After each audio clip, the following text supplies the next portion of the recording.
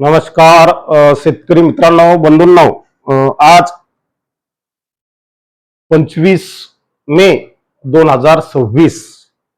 मित्रांनो, सध्या राज्यामध्ये प्रचंड प्रमाणात उन्हाची तीव्र लाट निर्माण झालेली आहे आणि अशा पार्श्वभूमीवर शेतकरी वर्ग हा सातका पक्षापेक्षाही अधिक पावसाची वाट पाहत आहे. अवकाळी का होईना, परंतु पाऊस हा महाराष्ट्रात पडणे अपेक्षित आहे. जोही पडतोय मित्रांनो, तो महाराष्ट्राच्या दक्षिणेकडे साऊथ वेस्ट भागात, म्हणजे सिंधुदुर्ग, रत्नागिरी, कोल्हापूर, सोलापूर, सांगली या भागात खाली पडतो. उर्वरित नाशिकला काही पडतो, पण उर्वरित महाराष्ट्रात अद्यापही कुठे म्हणावा तितकासा समाधानकारक पाऊस नाही. मग हा कधी पडणार आहे आणि मोसमी पाऊस आपला कधी येणार आहे, या संदर्भातले व्हिडिओ आपण बनत आहोत. हा व्हिडिओ तो आहे, त्यामुळे व्हिडिओ शेवटपर्यंत पहा.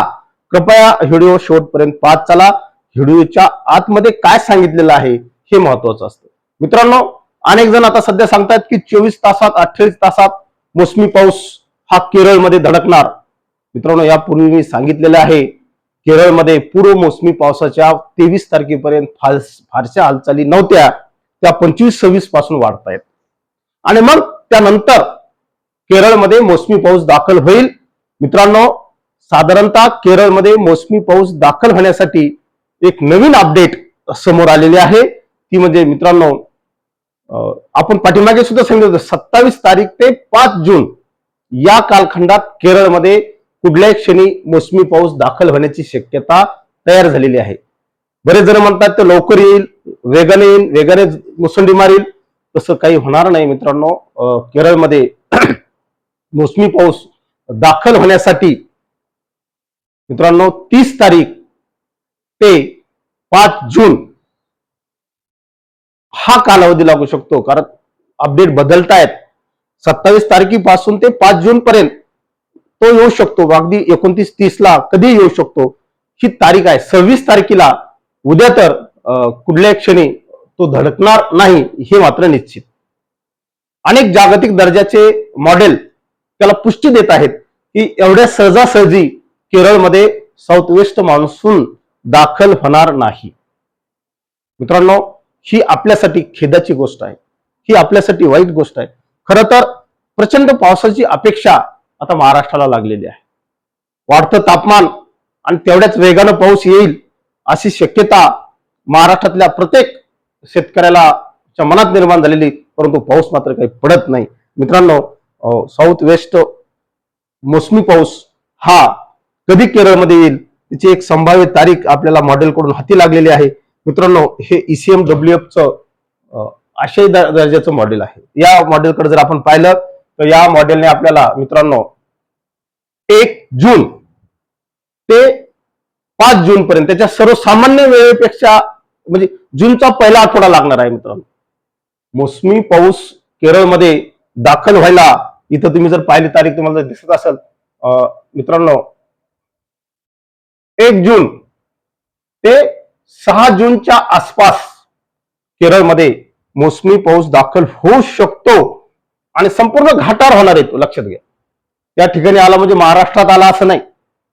मी सातत्याने सांगितलेले, यावर्षी पश्चिम घाटावर पाऊस पडणार आहे, यावर्षी घाटाच्या माथ्यावर पाऊस पडणार आहे, कोकणात पाऊस पडणार आहे, विशेषतः दक्षिण कोकणामध्ये यावर्षी चांगला पाऊस असणार आहे. त्याचं हे ज्वलंत उदाहरण आहे. मित्रांनो, मोसमी पाऊस केरळमध्येच येण्यासाठी जूनचा पहिला आठवडा सुद्धा लागू शकतो. लक्षात घ्या, हे मी सांगत नाही, या मॉडेलकडून मिळालेले अपडेट आहेत ते तुमच्यापर्यंत सांगण्याचं काम आहे. याच्यात चेंजेस सुद्धा होऊ शकतात, कारण मॉडेलमध्ये सुद्धा अतिशय बदल वेगाने होत आहेत आणि त्या पद्धतीने मॉडेल सुद्धा बदल करत आहे. मित्रांनो, या मॉडेलने सुद्धा मोसमी पावसाचे वारे केरळमध्ये कधी धडकतील याची एक संभाव्य तारीख या मॉडेलने दिलेली आहे आपल्याला.